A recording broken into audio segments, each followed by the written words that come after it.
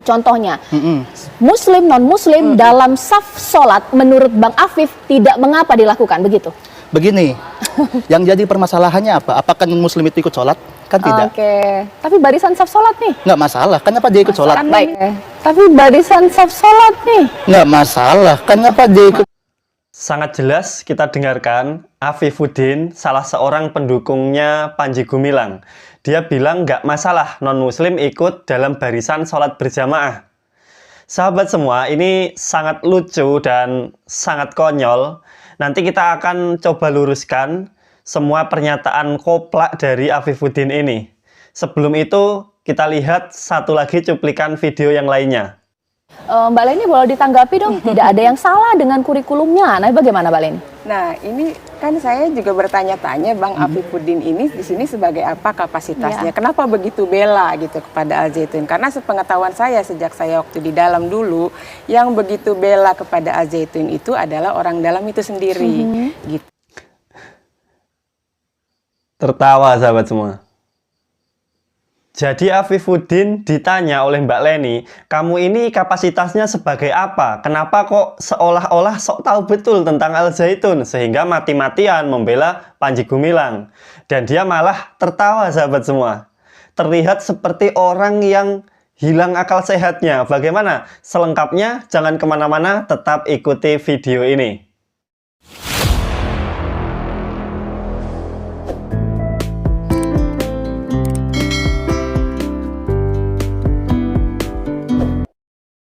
Bismillahirrahmanirrahim. Assalamualaikum warahmatullahi wabarakatuh. Alhamdulillah, jumpa lagi bersama kami sahabat kreatif ngaji.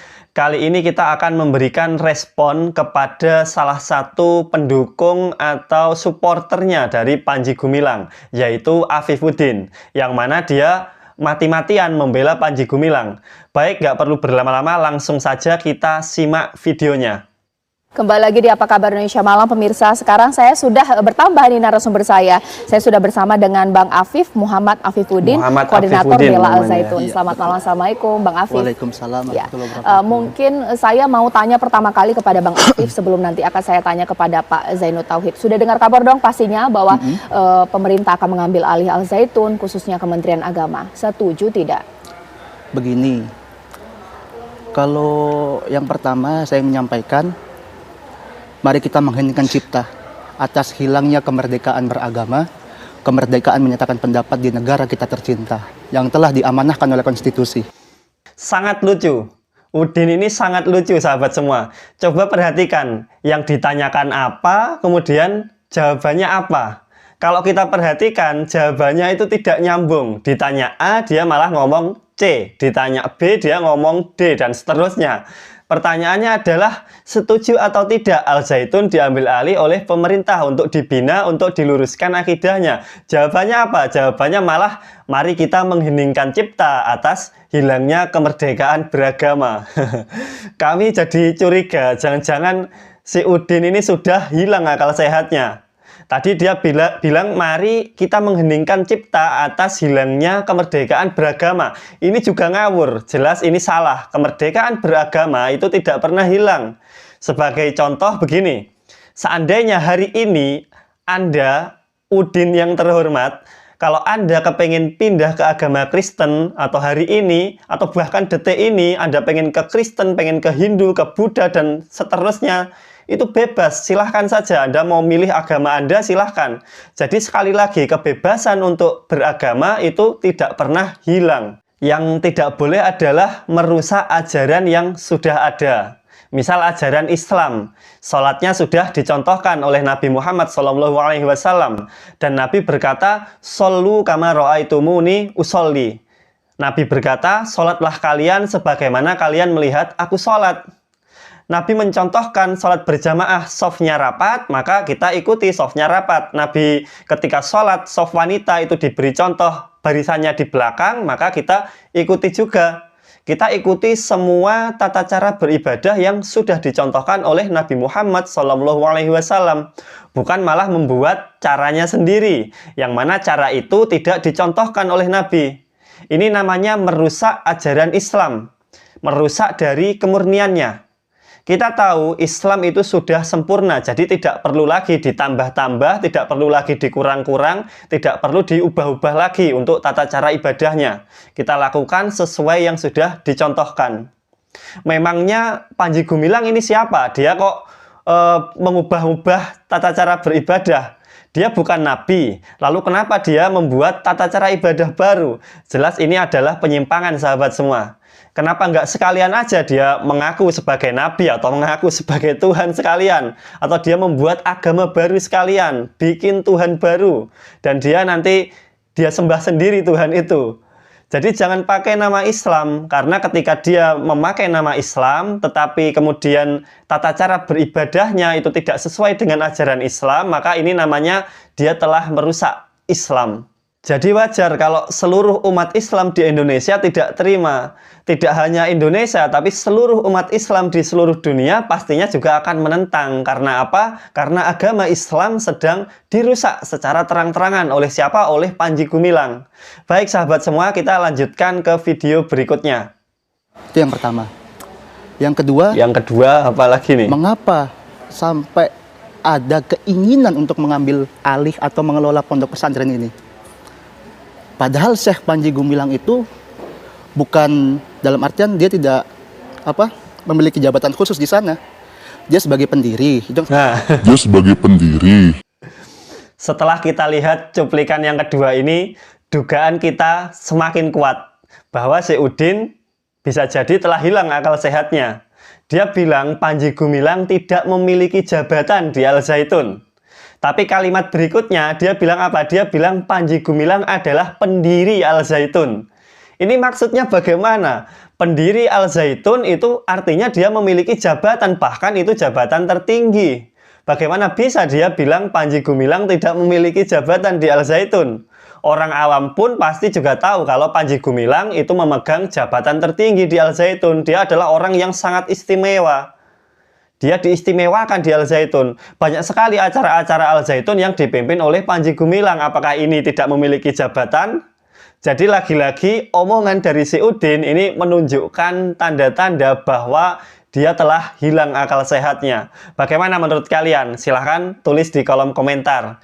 Baik, sekarang kita lanjutkan ke cuplikan yang ketiga. Kita ketahui karena apa? Dalam tingkatan MI itu ada kepala sekolahnya sendiri. Terus di SD ada kepala sekolahnya sendiri, hingga ke kuliah ada kepala sekolahnya sendiri. Kok mau diambil alih? Apalagi dari hal-hal yang beredar dan juga pernyataan Prof. Mahfud itu saat ini bahwa nggak ada yang salah kok kurikulumnya. Kok mau diambil alih atau dengan dalil lah dibina, bahasanya kan begitu. Kan bagi saya kok aneh gitu loh. Semakin jelas, semakin kesini dugaan kita semakin kuat sahabat semua. Syekh Udin bilang katanya Al Zaitun diambil alih untuk dibina itu terasa aneh bagi dia. Pertanyaannya adalah anehnya di mana? Kalau orang yang akalnya sehat pasti tidak akan merasa aneh. Tadi Syekh Udin bilang tidak ada yang salah dengan kurikulumnya.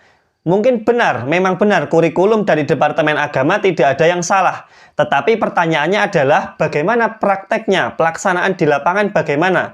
Apakah para pengurus, para guru di Al Zaitun sudah menerapkan kurikulum dari Departemen Agama ataukah kurikulum itu pada prakteknya diubah? Sangat jelas, pada prakteknya Al Zaitun tidak mengikuti kurikulum dari Departemen Agama. Para pengurus di Al Zaitun memberikan ajaran yang berbeda dari Departemen Agama. Apakah kurikulum dari Departemen Agama mengajarkan untuk sholat dengan shaf yang renggang-renggang, kemudian wanita shafnya di depan campur dengan laki-laki, kemudian khotib Jumat dilakukan oleh wanita, lalu ada lagi sholat berjamaah itu dicampur bersama-sama dengan non-muslim, dan masih banyak lagi. Kurikulum mana yang mengajarkan hal itu semua? Jika kurikulum dari Departemen Agama mengajarkan itu semua, maka pastilah seluruh sekolah di Indonesia, seluruh sekolah yang berada di bawah naungan kurikulum Departemen Agama, maka akan melakukan itu. Tapi buktinya apa? Hanya Al Zaitun yang melakukan itu. Artinya Al Zaitun ini mungkin secara tertulis mungkin kurikulumnya dari Departemen Agama, tetapi pada prakteknya tidak mengikuti kurikulum Departemen Agama. Itulah kenapa pemerintah terpaksa untuk mengambil alih Al Zaitun, untuk melakukan pembinaan, dan guru-gurunya memang harus diganti. Karena penyebab terjadinya penyimpangan di Al Zaitun itu ya dari guru-gurunya, dari pengurusnya, bukan dari kurikulum Departemen Agama. Jadi sangat wajar jika pemerintah ingin membina dengan cara diambil alih. Tidak ada yang aneh. Itu adalah satu-satunya cara, ibaratnya begini. Ibaratnya seperti sebuah mangkuk yang berisi makanan basi. Untuk membersihkannya maka harus dibuang dulu makanan basi itu. Kemudian dicuci bersih dulu.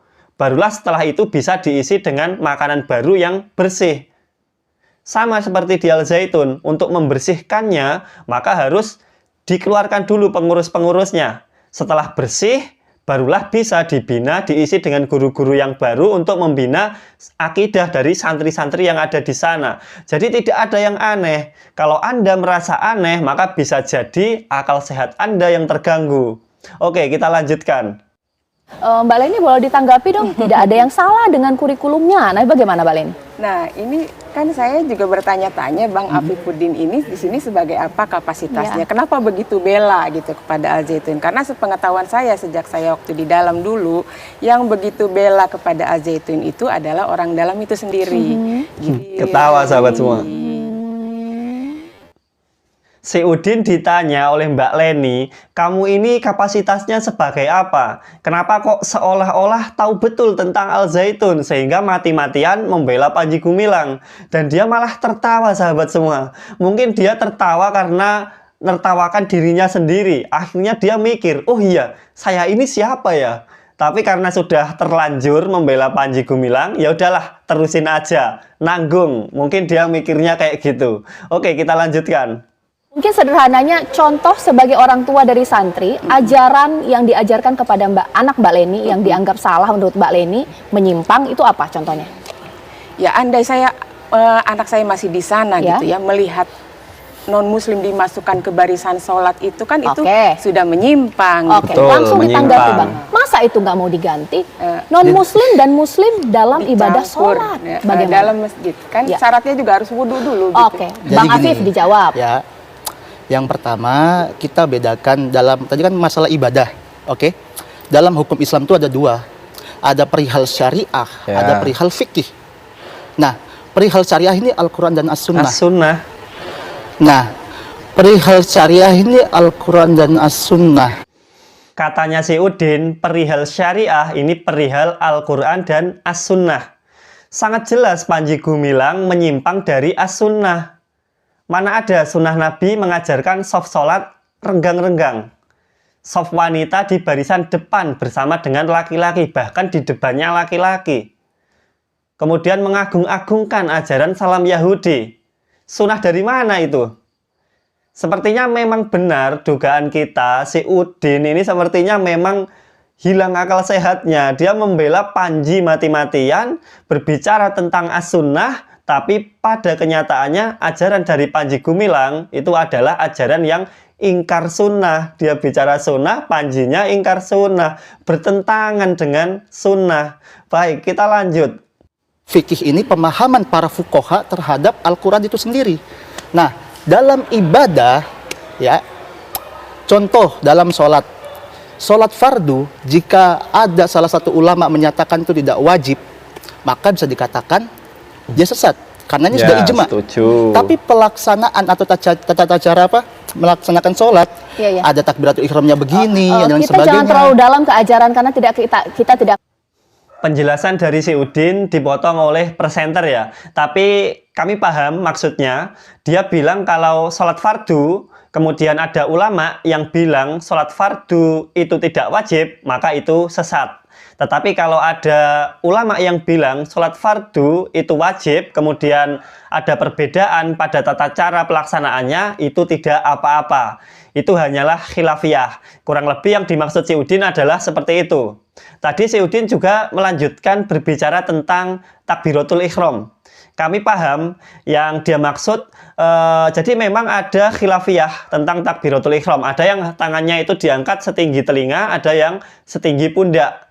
Perlu diketahui bersama, khilafiyah di dalam pelaksanaan beribadah itu harus disertai dengan dalil dan harus dengan dalil yang sahih. Coba kita lihat beberapa dalil tentang takbiratul ihram. Yang pertama ada hadis diriwayatkan oleh Imam Muslim, Rasulullah Shallallahu Alaihi Wasallam ketika bertakbir mengawali sholat mengangkat kedua tangannya sejajar dengan kedua telinganya. Jelas ya, tidak hanya satu hadis, kita cari lagi. Ini diriwayatkan oleh hadis riwayat Muslim. Nabi Shallallahu Alaihi Wasallam mengangkat kedua tangannya ketika masuk sholat dengan bertakbir. Hammam menjelaskan Rasulullah mengangkat sampai sejajar kedua telinganya. Nah, jelas lagi. Kita cari yang lain. Hadis riwayat Abu Dawud. Rasulullah berdiri kemudian menghadap kiblat dan bertakbir sambil mengangkat kedua tangannya sejajar dengan kedua telinganya lagi. Kita cari hadis yang lain lagi. Hadis riwayat An-Nasai. Melihat Rasulullah Shallallahu Alaihi Wasallam mengangkat kedua tangannya ketika takbir atau awal sholat, ketika rukuk dan ketika bangun dari sholat, mengangkat kedua tangannya sampai bagian atas kedua telinga beliau. Ada lagi hadis riwayat Hakim dan Baihaqi. Rasulullah Shallallahu Alaihi Wasallam bertakbir memulai sholat, maka kedua ibu jari beliau sejajar dengan kedua telinganya. Nah, itu ada banyak hadis-hadis yang mendukung untuk takbir sejajar dengan kedua telinganya, kedua telinga Nabi Muhammad SAW. Dan sekarang kita coba lihat hadis-hadis yang mencontohkan, Nabi mencontohkan untuk mengangkat kedua tangan sejajar dengan pundak. Ini yang pertama ada hadis riwayat Imam Bukhari dan Muslim. Rasulullah SAW ketika berdiri di dalam sholat mengangkat kedua tangannya sampai sejajar kedua pundaknya. Tidak hanya satu. Kita cari yang lain lagi. Hadis riwayat Imam Muslim. Aku melihat Rasulullah SAW ketika membuka atau mengawali sholat, beliau mengangkat kedua tangannya sampai sejajar dengan kedua pundaknya. Apakah cuma itu? Masih ada lagi. Rasulullah SAW ini diriwayatkan oleh Imam Abu Dawud. Rasulullah SAW berdiri untuk sholat. Beliau mengangkat kedua tangannya sampai sejajar dengan kedua pundaknya. Itu tadi beberapa hadis yang menjelaskan tentang takbiratul ihram. Jadi memang Rasulullah SAW mencontohkan untuk mengangkat tangan setinggi telinga maupun setinggi pundak. Silahkan mau mengikuti yang mana. Dua-duanya ada dalilnya yang sama-sama sahih. Lalu bagaimana dengan ajaran dari Panji Gumilang? Adakah contoh dari Rasulullah?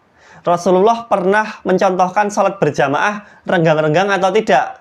Apakah Rasulullah pernah mencontohkan saf wanita berada di barisan depan campur dengan laki-laki? Kemudian Rasulullah mengajarkan salam Yahudi atau tidak? Justru Rasulullah SAW melarang umat muslim untuk menyerupai kebudayaan orang kafir. Artinya Panji Gumilang ini bisa dikatakan dia sudah ingkar sunnah. Jadi khilafiyah itu tetap harus disertai dengan dalil yang kuat. Bukan seenak jidatnya si Udin ini. Baik, kita lanjutkan. Iya. Ada takbiratul ihramnya begini, dan kita sebagainya. jangan terlalu dalam ke ajaran karena kita tidak akan ketemu. Contohnya, Muslim non-Muslim dalam saf sholat menurut Bang Afif tidak mengapa dilakukan begitu. Begini, yang jadi permasalahannya apa? Apakah Muslim itu ikut sholat? Kan tidak. Oke, tapi barisan saf sholat nih. Nggak masalah. Kenapa dia ikut sholat? Baik. Tapi barisan saf sholat nih. Nggak masalah. Kenapa? Terbukti sahabat semua, si Udin ini hilang akal sehatnya. Dari tadi ketika ditanya, jawabannya sering tidak nyambung. Dan kelihatan sekali sekarang presenternya bertanya sambil sedikit emosi. Karena ya jawabannya memang dari tadi nggak nyambung terus. Muslim dan non-muslim dalam satu barisan saf sholat boleh atau tidak? Kata Udin, nggak masalah, nggak apa-apa. Subhanallah.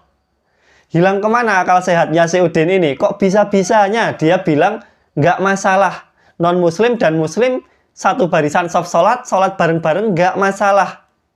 Dalam perspektif Islam, sholat itu adalah sesuatu yang hak, sesuatu yang benar, sesuatu yang baik. Sedangkan menyembah kepada selain Allah itu adalah dalam perspektif Islam ya. Kita nggak tahu Udin ini benar-benar Islam atau tidak.